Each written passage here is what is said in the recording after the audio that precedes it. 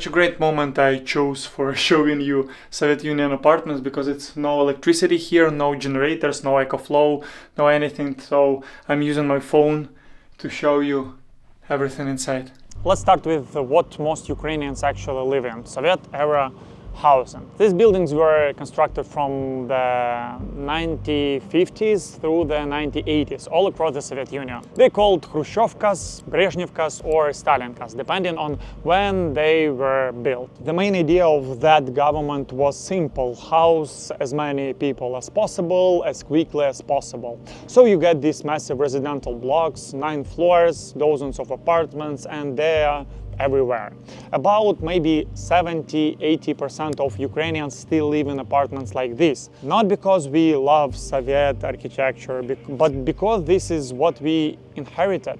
And honestly, many of these buildings are still solid. Thick concrete walls, high ceilings in the older ones, and they've survived decades, including this war. But let's be real, they're not perfect.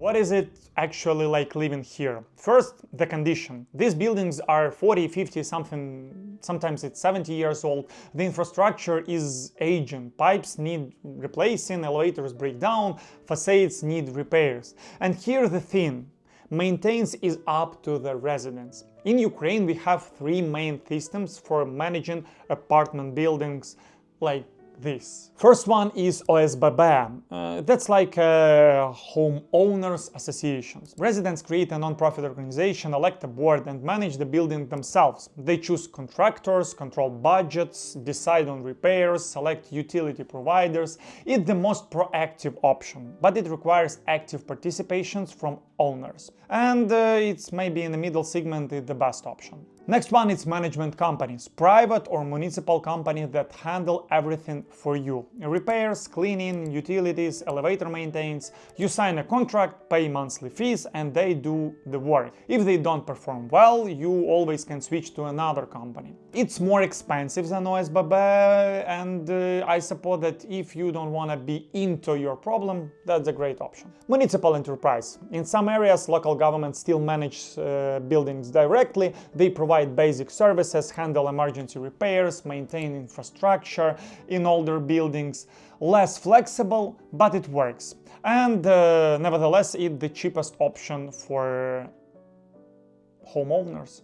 Here the reality. Not all the residents participate equally. In OSBB that I explained firstly, some owners are super active, organizing meetings, collecting funds, pushing for renovations. Others not so much. Some inherited apartments from parents and don't feel invested, others can't afford major repairs, and a few just think it's fine as it is. So when the building needs a new roof, updated wiring, or facade repairs, getting everyone to contribute becomes a challenge and a big problem, also in the Telegram chats. Interestingly, the most active residents are often not native Kyivans. They are people who moved here for work or education. It happened with me too, because I tend to be more proactive about maintaining my home, organizing building improvements, and pushing for change. Native Kyivans care deeply about the city's heritage and monuments, but when it comes to their own apartment buildings, the energy isn't always the same. It's just a different relationship with the space. It's no electricity here, so elevator doesn't work, and I need to go on 9th floor by the stairs. And I'm 31 and it's comfortable. But let's imagine that you are an elder person and you need to do it every day. It's hard. Now imagine doing this now during blackout every day, maybe with groceries on the 9th floor.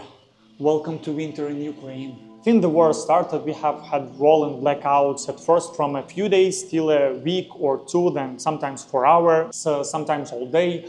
No elevators, no lights in stairwells. You learn to carry a flashlight everywhere. By the way, I have it in my Garmin watches. And here is where community matters.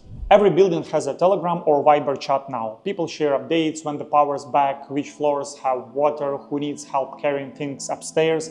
But not everyone stays calm. War is a crisis situation and people handle crises differently. Some neighbors become incredibly supportive, others less so. Tensions rise, arguments happen over small things, noise, shared space, parking. Oh, by the way, about parking. This sign is talking about that you need to park here like a normal people, because if you wouldn't, maybe it would cause that your tires could be broken. It's some loss of these old buildings. Big problem with parking slots, because in my childhood, my parents, for example, they didn't have a car, and we didn't need to have enough places for parking. But now a lot of Ukrainians, they have cars, different car. It could be Lexus, Mercedes, it could be Ukrainian car like Deo, maybe Slavuta or something else, it doesn't matter. But the biggest problem is parking slots. And time to time it happened that cars could be parked in the front of kindergarten or in the front of some place where children are playing. It's not unique to Ukraine. It's human nature under stress, but it's real and it's hard. My favorite part of everything in any Soviet Union apartment is Kladovka. It's a place where we gather all stuff that we don't use for years. And it's like, what is it? It's like, why we need it? Oh, and here is the deal. Every 1,000 followers means I go 100 kilometers further from Kyiv. More followers, more Ukraine you will see. Villages, cities, people with whom I communicate. So don't lose this opportunity to see more unseen Ukraine. Thumbs up, like this video, and let's go further.